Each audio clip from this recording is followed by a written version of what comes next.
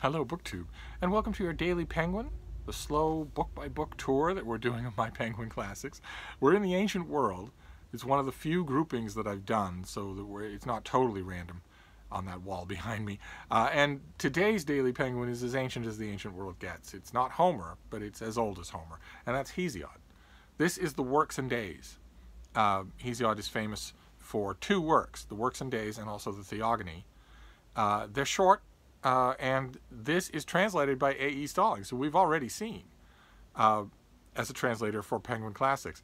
And when we saw her before, I ranted about her choice to do 14ers, to translate 14ers with end rhymes, which is a monstrously cumbersome and ridiculous, a Baroque choice to use for translation scheme of anything. At the time, I laid it at the feet of her being something of a star, of a translator. In the ancient world, she's a star of a translator, and I think rightfully so. And in this very slim Penguin volume, she tackles a recalcitrant author. Homer and Hesiod are contemporary. They're 8th century BC or before. They're very different in a lot of ways. Homer doesn't really tell us much about himself at all. We know virtually nothing, whereas Hesiod does tell us about himself. In fact, he gives Works and Days an explicitly autobiographical reason for being, a legal fight that he was having with his brother, and drops in other autobiographical details here and there. You very much get the feeling when you're reading Works and Days especially, but also to an extent the Theogony, that you're reading a poem written by a person. Whereas Homer doesn't usually give you that feeling. I think with Homer it comes out strongest in the famous similes. The extended similes, I think, often feel very different from each other and very personal. Very, very much a reflection of the author's lived experience in the world. But only that, and only that a little. Whereas in this poem, it's inescapable. And that's an odd thing.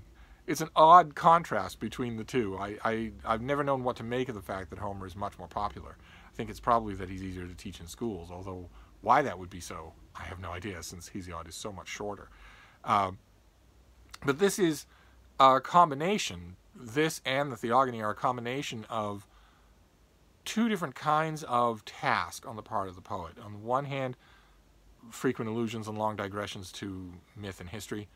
And on the other hand, sort of practical stuff, detailed practical excursions on planting and husbandry and livestock and whatnot, in a way that is carried forward and imitated by future centuries of poets, but that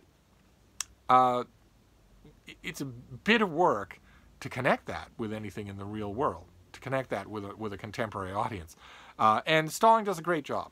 That's the point that I want to stress here, is that although I haven't been her biggest fan in this series so far, her Works and Days is the one to read, absolutely, even though she once again imposes, let's just say, her personality on her translation. Hesiod wrote in unrhymed dactylic hexameter, pretty much the same as Homer, although very much not identical to Homer. You can tell in a minute. If you know the Greek, you can tell in a minute which of them you're reading. And once again, Stallings decides to translate that in rhymed endings, in rhymed couplets, which is a little strange. It's a Baroque thing to do.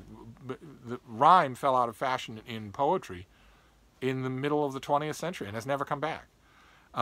But I think that it does work in this little Penguin classic. And I want to read you a tiny selection. We'll see if you think that it works. And this is also typical of Hesiod. This mixture of mythology, or what Hesiod would have considered religion, and practical stuff. You get it in Homer as well.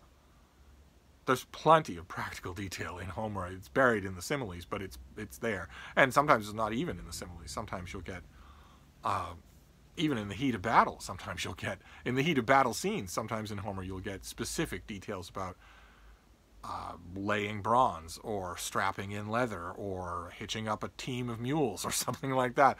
But in Hesiod it's foremost. When the fierce sun restrains his scorching powers, and mighty Zeus sends down autumnal showers, Then man's skin feels the lightness of relief. Then Sirius's time by day is brief, hanging above the heads of doom-fed men, and takes a greater share of night. That's when woods least worm-riddled and the trees you chop cease sprouting shoots and let their foliage drop.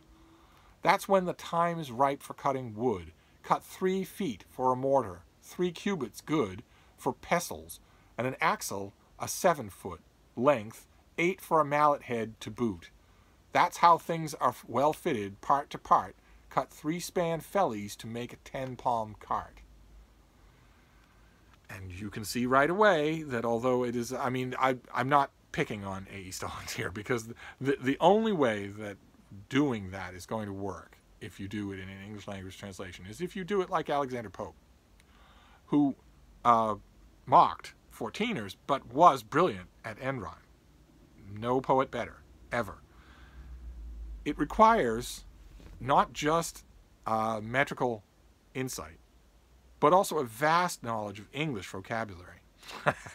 I know that sounds cruel, but in order to do it correctly, your ear has to be perfect. Otherwise, you're going to be yanked out of the exercise, as happened in that passage no less than twice, and it happens all throughout here.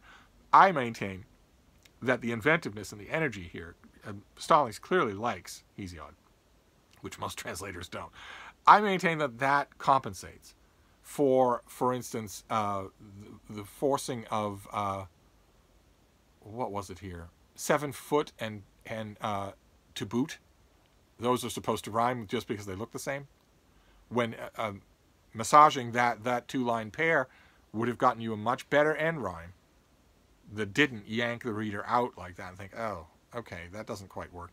And also, you could tell from my reading that sometimes rhymed couplets and rhymed couplets focus the attention of the reader on the end of the line. If the end of the line is a transition to the beginning of the next line, it's just the middle of a sentence, the ear is going to stumble, so to speak. The reader is going to stumble on that. And there are ways around it. Our own translator gets around it in that first beginning of this same passage. When the fierce sun restrains his scorching powers and mighty Zeus sends down autumnal showers, then man's skin feels the lightness of relief. Then searing's time by day is brief. That's good. That's exactly what I mean. That's the rhyme not getting in the way of the reading. That doesn't happen all throughout here, and it doesn't happen at any great length at any point in this translation. And yet, the whole thing is far more engrossing than any other Penguin Classic translation of Hesiod or any other real translation of Hesiod that I've read. So, Hesiod, I don't know why Penguin would do this. I don't think it would have been. I don't think it would have been the work of more than an extra summer, for instance, for A.E. Stallings to do the Theogony as well, and then you would have Hesiod. You would have a volume of Hesiod. I don't know why they did the Works and Days all by itself, except maybe, as I said, to appeal to schools. But this has enough character and enough personality for me to recommend it. And that's where we're going to stop for today for your Daily Penguin. Your Daily Penguin was Hesiod, one of the very oldest works of literature that we have in the Western canon. And we'll move on from there. Who knows what we'll see next time. Oh. Ooh. Ooh. Ooh. Who are those people being? One of your mustaches is up in the air. You're a strange looking baby.